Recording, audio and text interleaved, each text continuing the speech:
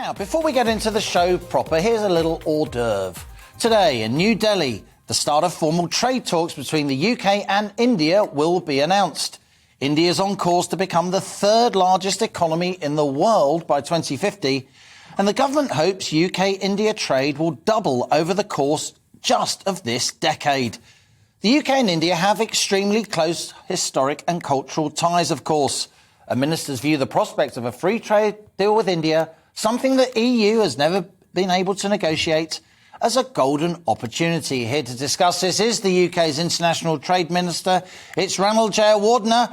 Ranil, very nice to see you on GB News, joining us on The Money. Thanks so much for that. Now, we know that Trade Secretary Anne-Marie Trevelyan is holding bilateral talks with her Indian counterparts in New Delhi today. Whitehall officials are telling me that both the UK and Indian governments are keen to get this trade deal and think it can be done by the end of the year.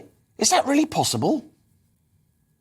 Well, Liam, great to join you. And you are absolutely right that this is a golden opportunity to forge a much stronger Anglo-Indian economic partnership. And we are delighted to officially kickstart those negotiations with India, because we are able to not only to double our trade, I think, by 2030, but also make sure that we are refocusing the whole of Britain's trade on the Indo-Pacific, where, of course, half of the world's people live and 50% of global economic growth is produced. So this is part of the Prime Minister's Indo-Pacific tilt.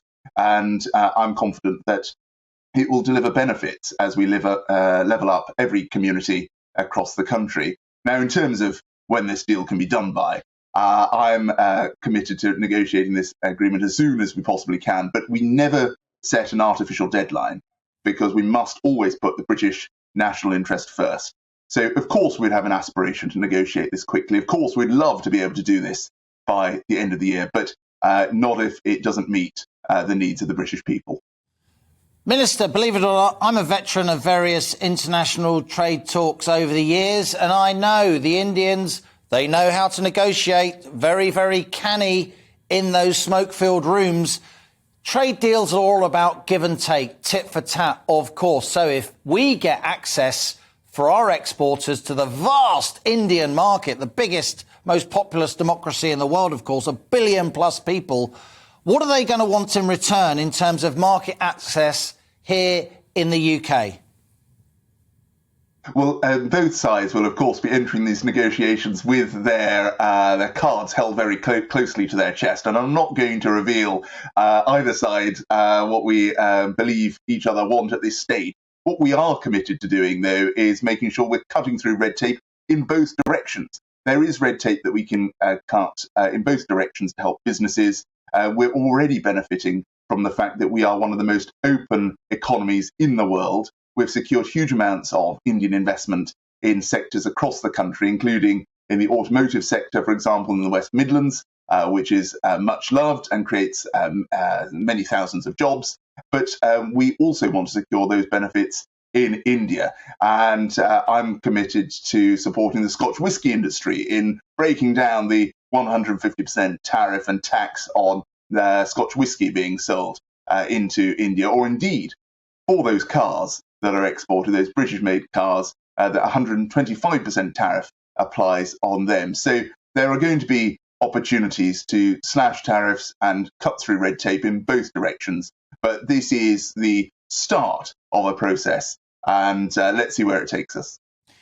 Indeed, of course, huge ties between these two countries anyway. As I said in my opening to this interview, cultural diaspora here from India in the UK, hugely successful, entrepreneurial, big contribution to our economy for generations now.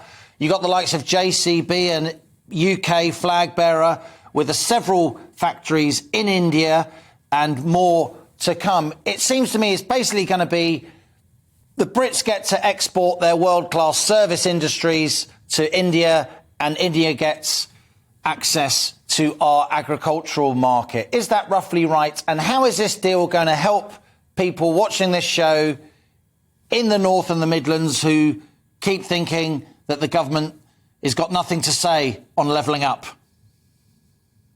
Well, levelling up means making sure that we're securing investment in communities across the country as well. And so I believe that such a deal will encourage more Indian investors to put their money into the United Kingdom in communities across the country, creating jobs and prosperity. And that's why we're not only committed to being the best place in the world to invest, but also to be the best place in the world to export from, so that we can create jobs across the United Kingdom for the British people. And of course, where there are opportunities to import goods more cheaply, that is great news for consumers, for people across this country, cutting their bills, making sure that we're providing more choice and lower prices to them. But those opportunities to export, I think, will also put more money in people's back pockets, because export-led jobs have been shown independently to pay something like 7% higher wages than those that are not. So this is a mutually beneficial deal, of course, for both sides, but I believe it's absolutely in the interests of the British people. And one thing I'd just add... Minister, we do have to leave it there. I'm sorry, we're a bit pressed for time. Thank you so much for joining us. That's UK's International Trade Minister, Ranil Jayawardena. We appreciate you coming here on The Money. Do come back soon. You're watching On The Money with me, Liam Halligan.